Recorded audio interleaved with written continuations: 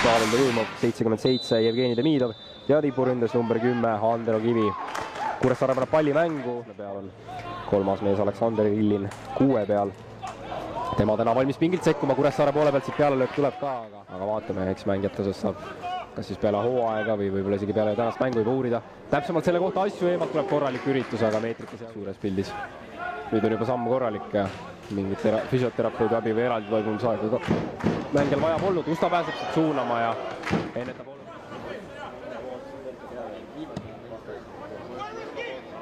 Nõmmelt korralik tõste siia, Pajunõmme peasuunas Brunnilt parema jalaga Kuul, aga natukene see väravast mööda lendab. Kombineeritakse nüüd korralikult vasaku jalaga, tuleb peale löök ja Daniel Usta saab üle pika aja värava kätte. 49. minutil läheb Tallinna Kalev seda kohtumist juhtima ja nüüd on Kuressaare ülesanne ikkagi väga-väga palju raskem hoomilt. Teise poole esimene reaalselt ohtlikum võimalus ja tegelikult vahtub terve mängu selline konkreetsem moment, kus saadakse viiekasti joone lähistel löögile ja Usta on kohe resultatiivne ning näitab, et vahet ei ole, kui Kalevi liinid püsivad väga kompaktselt seal ja justkui müürina ees püsitakse. Tõste ettepoole tuleb, väga ohtlikult see pall seal lahti, Demidov pääseb Kallega ettepoole suunama ka, peale lööb tuleb ja see lendab väravast üle.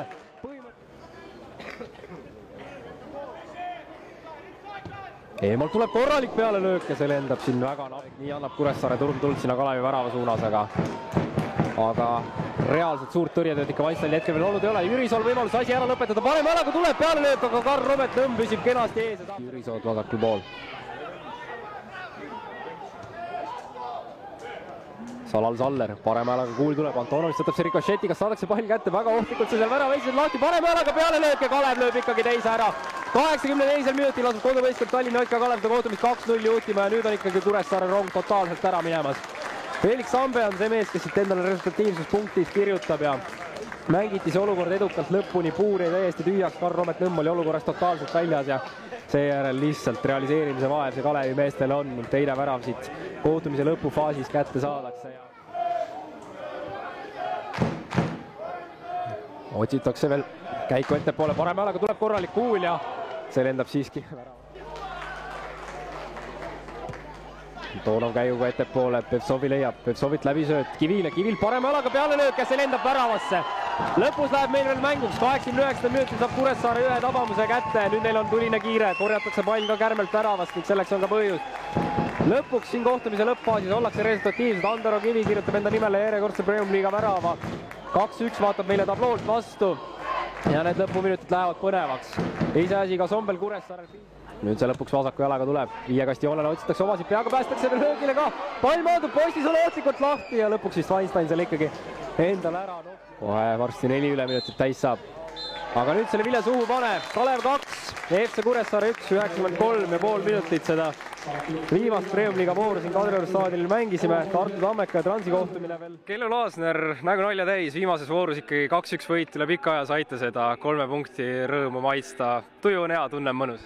Muidugi saime fännidele lõpuks pakkuda kehva hooaja järel positiivse lõppu, et meil oli eesmärk täna nautida, aga samas meeskondlikult pingutada ja näidata, et tuleme kunagi tugevamad tagasi kindlasti.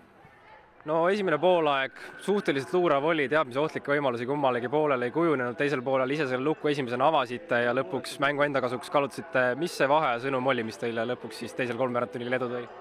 Vaheaja sõnum oli jätkata, pidada plaanist kinni, teadsime, et Tammeka juhib, mis tähendab, et Kuressaare pidi hakkama rohkem riske võtma.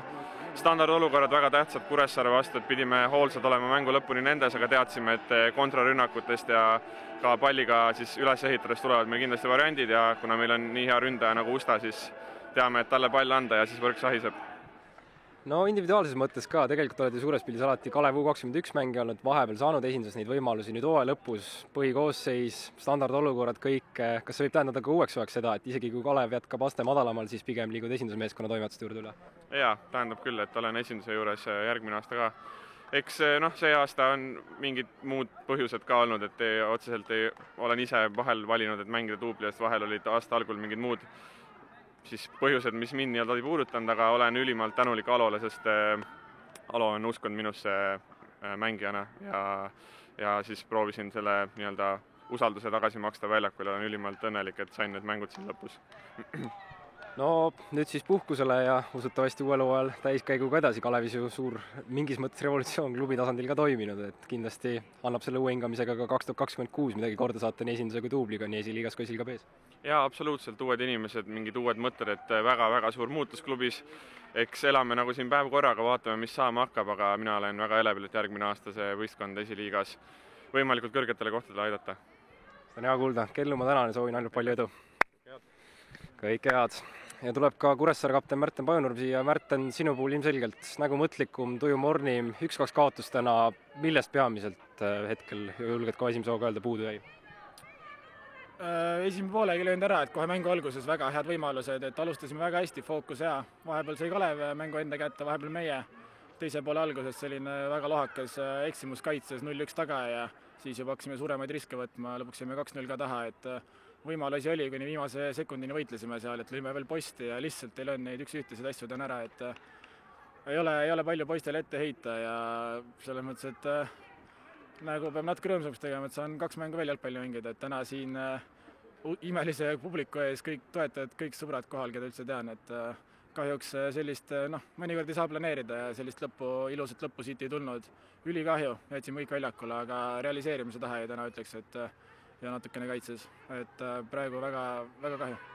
Korra selle konkreetse mängu analüüsiks veel, et esimesel poolel tõesti alguses oli teil neid mitmeid momente, näitasite kohe alguses saadik seda teravust ja tahet, et ei jätta midagi juhusu, oleks teete oma töö ära ja saadate Tammeka üleminekumängudele. Seejärel ikkagi esimese poole vaatevinks neid võimalusi selgelt vähemaks jäi, et mis need vaheajutud olid, millega siis teisele kolmveerandtunnile uue energiaga vastu suutsite tulla? Natuke muutsime mänguplaane ja eks kuulsime, et Tammeka on ees ka ja teadsime lihtsalt, et meile piisab kas või 1-0 võidust, et lähme seda mängu võitma. Aga kahjuks riiad surumist välja, hoopis 0-1 taha, et väike võib-olla šokk vahepeal ei saanud seal liiga hästi mängu käima. Lõpuks saime surve peale, saime kõiki standardeid võimalusi, kõigil seal tuli. Saime proovida, aga midagi jäi täna puudu, et Kalevile ka respekt, et mängisid siin lihtsalt au ja uhkuse eest ja said sellega hästi hakkama, et väga korralik vastane oli täna ja palju õnne Kalevile ja nüüd saame veel novembri lõpuni tööd teha. Isiklikus plaanis juba mainisid, et korralik fänniarmee täna taga oli ja seda toetust igas suunas kumas. Kas võib öelda, et tegu oli ühe vingeima kaaselamisega, kuivõrd sinu särgid, õhupallid, kõik ka siin publikus niimoodi aset leidsid? Jaa, absoluutselt. Uskumatu kiitus kõigile, kes tulid ja tean, et sama palju veel teleekraani taga ka praegugi veel usun, et elavad kaasa, kuulavad, et tervitused kõigile, suur armastus minu poolt, et palju õnne kõikidele mu toetajatele, et näevad mind 2 mängu veel. Aga fookus nüüd täielikult Viimsi peale, et on mitu aastat juba siin napikalt näidanud üleminekumängudel ja kõva kapten Allast neid veab seal või endine mees, et ootan põnevaid lahinguid. Aga suures pildis veel ka, nagu ütlesid, 2 mängu on jäänud üleminekumängud osas, selles mõttes profi jalgpall novembris jätkub, aga on juba laine ka selline enda jaoks, et saab see teekond läbi ja ei teki seda mõtet, et jätka madalamal tasemel näiteks kuskil jätkata või kuidas kõige selle osas võib-olla tunded mõtted? Ega väga ei mõtle selle peale, aga usun, et järgmine aasta palliplatsil mind võistlemas vähemalt ei näe, et mitte jalgpalliplatsil. Mõnel teisel palliplatsil kindlasti näeb, aga sellest tahtsin mõtlema hakata, ütleme, et täna peale mängu siin juba, aga nüüd saab 29. novembrini saab täielikult veel jalgpalli nautida, et selline pinge on privileeg ja eesmärk on Kuressaare jätta Premium liigasse, selleks ajaks kui lahkun, et kogu fookus ikkagi meeskonnal ja tulemusel. Arusaadav kuulda. Märten, ma tänan ja soovin palju edu üleminekumängudele.